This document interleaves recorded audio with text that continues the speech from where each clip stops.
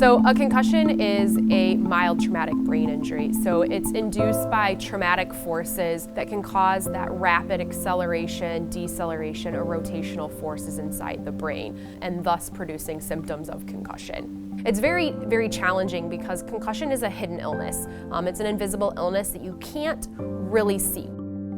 I was starting to have trouble coming up with words, and I felt like, well, maybe I hit my head really hard. I just assumed I'd be fine. When I fell, when I came to, I had no clue that I'd even been knocked out. I've never fainted, I've never been knocked out, so I thought I was fine. I felt off, just off. First started seeing signs when I went home that night after the game. I had a massive headache. I was sensitive to light, sound. It just made the headache worse. The treatment for concussion is boring.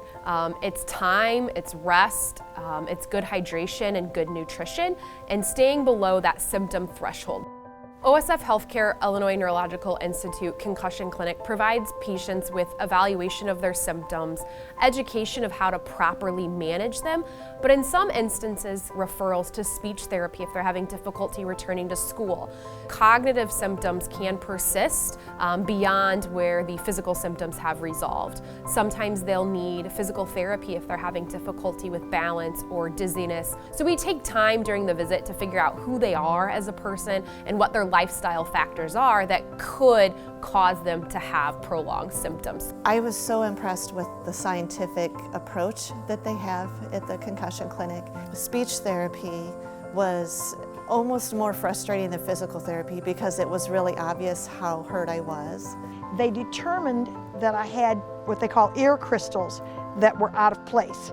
And it's a fairly easy fix, but I had to have that done a couple of times. The management of concussion is individualized for each person, and anyone suspecting that they have a concussion should be evaluated. So I think that the first thing is to get treatment as early as possible. You know that you can only take so much before you have permanent damage. It is very important to know symptoms of concussions so you can get those kind of diagnosed. Patients can self-refer to our clinic for evaluation, or you can get more information on our website. I have definitely recommended INA to several people since my experience because it was such a positive experience, and I would definitely do it again. Without the concussion, yeah. I don't want another concussion.